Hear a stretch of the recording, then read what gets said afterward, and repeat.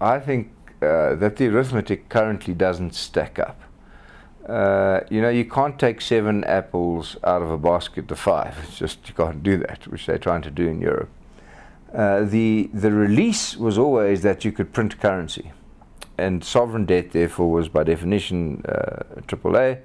And if you got into trouble, you printed more money, and eventually your currency became weak, and then you could export cheaply and balance the books.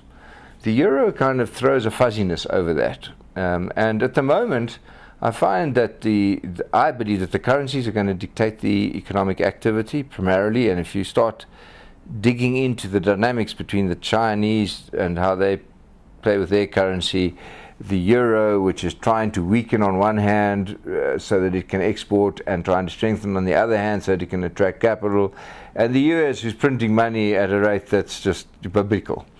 And then you find that all these people are kind of racing for the drain, if you will, and it's very difficult to determine who's going to get there first. You cannot solve economic fundamentals with government intervention unless it's absolute, or by printing money. If you could do that, Zimbabwe would be a world power. Okay, so I think we're in a great deal of trouble. However, as long as we're all in trouble, it's okay. Because if we're all in trouble, we all devalue together, and it's as if nothing happened. We all can add 3 noughts or take 3 noughts off.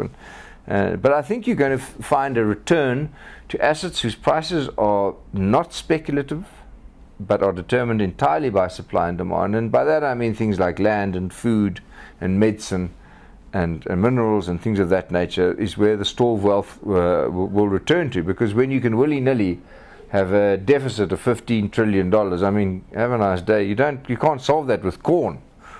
Okay, so I think, so I think that we're going to, I think the possibility of an extraordinary readjustment in the next 6 to 9 months is there. High probability of a crash, my view.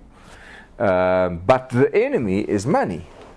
And so if money becomes the enemy, i.e. it yields 0 and they're printing lots of it, so it's going to get worse, then what do you do with it? So the conundrum is that money is becoming worthless, and so you are prepared to buy gold, which is just another currency that they can't print, or shares because this money is such an enemy.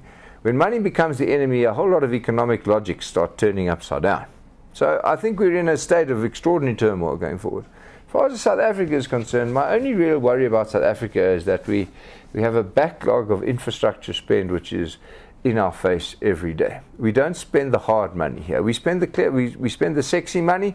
We've got the best airport in the world, the best soccer fields in the world. We look pretty, but we don't feel so good.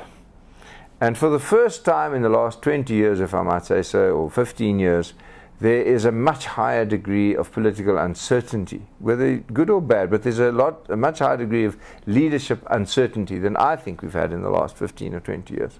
To be cautious of markets, and if you've got money to invest, go into something that you are much closer to fundamentally, and go back to the old axiom of cash flow, cash flow, cash flow, and let that rule your life.